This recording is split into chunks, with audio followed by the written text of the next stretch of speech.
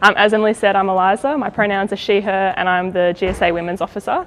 And here at GSA, we provide graduate students with fair representation, events, support and training. And my job as the Women's Officer is to make sure that we fulfil that role for all our female identifying students.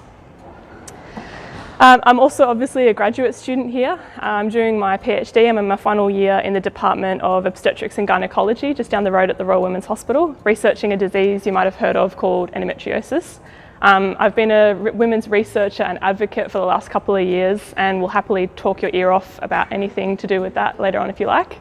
But obviously it's clear to you that other than being someone who identifies as a woman, International Women's Day is a really important event on my calendar. The first International Women's Day was nearly 110 years ago now, but of course women were fighting for rights and independence well before then. And because of the many women and their allies that have come before us, we can stand here today in a university, getting an education and working for a university organisation.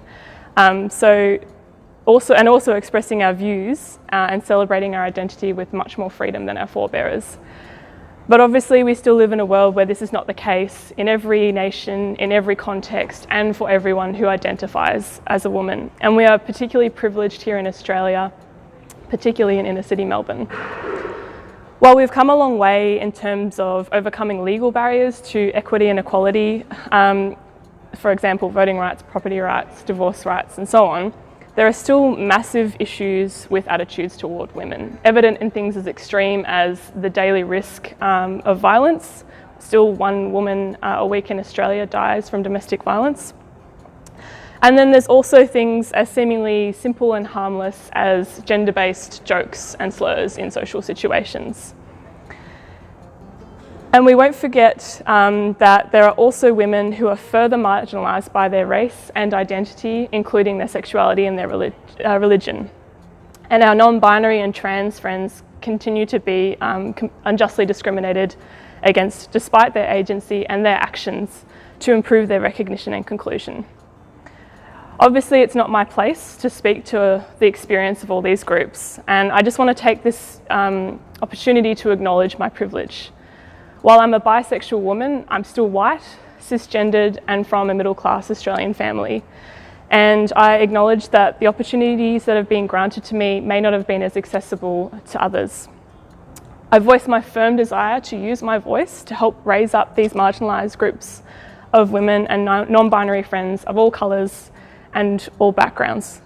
And I think moving forward, we need to choose to listen to the stories of everyone rather than speaking over or on behalf of these marginalised groups, and embrace their diversity of experiences and challenges that they face, because we need to empower each other in order to be the change that we want to see.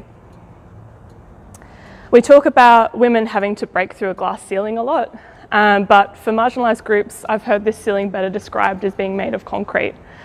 The true equality is us working together to smash that concrete ceiling, and I'd love for us to have some discussions today about how we can do that. Empowering women serves to benefit society on so many levels, and I'm sure I'm preaching to the choir here at an International Women's Day event.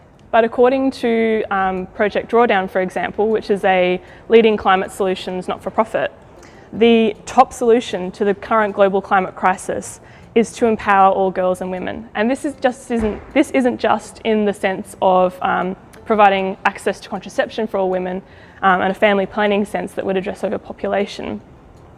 If every girl and woman was given access to education, we'd substantially increase the pool of people with financial independence and intellectually savvy minds to help us develop and implement solutions to global warming. And it's a no-brainer that equality for women benefits a long list of community and global issues, and more than just women. If we can flip gender stereotypes on their head and address issues of discrimination, the flow-on effects are only inevitable. I was proud to see the Victorian government embody this and take proper action last month when the Gender Equality Act passed in Parliament. This is the first ever state-based bill to establish new standards of equity and equality in the workplace. So now workplaces must publicly report on their progress with gender equality and implement actions to address gender barriers and gender-based discrimination. And crucially to me, I think this involves actually monitoring the outcomes and the program, rather than just throwing a program out into the community and not really following up and making sure it actually achieves its aims. This includes ensuring flexible working conditions, parental leave and superannuation standards are up to scratch. So like I said, it's not just throwing a plan out to the community. It isn't just a tokenistic statement about the importance of gender equality. It's actual, tangible, long-term action, and to see that we can all enjoy equal rights, opportunities, responsibilities and outcomes in the workplace. And I think it's a fantastic step in the right direction, which we need to sustain. But as I said, I think I'm preaching to the choir here potentially today, and we're at a key point where we need to step outside of our bubble and really start shifting gears. We need to be proud to go out into the community and declare ourselves as feminists and champions of equality. So have the conversations, learn about the experiences of all kinds of people who identify as women and how we can support each other and present the solutions that come up in safe spaces like GSA. Now is as good a time as any to use your voice and help implement change. So how can you contribute to achieving gender equality? What actions can you take? What actions would you like to see organisations like GSA take? What would help create a more enabled world for you? Think about these questions and engage with them on our discussion board today. Chat to each other and chat to us. We have many counsellors and staff here today, and they are some of the friendliest and most approachable people you ever meet. So say hi and have a chat. And if you're not on our mailing list or following us on socials, make sure you get onto that today. We are ourselves trying to do our bit as an organisation, but we can only really do that if you engage with us and tell us what you need, what you want to see.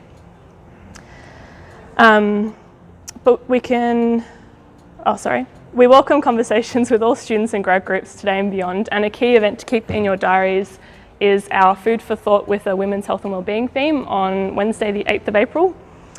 So stay tuned for more details, but if it's something you have ideas about, or if you have ideas for other events or things you think GSA should be doing or any issues you'd like to share, please do. So thank you everyone for giving me the opportunity to speak today and for attending. And remember that collectively, each one of us can create a better equal world. Let's be Generation Equality. Thank you.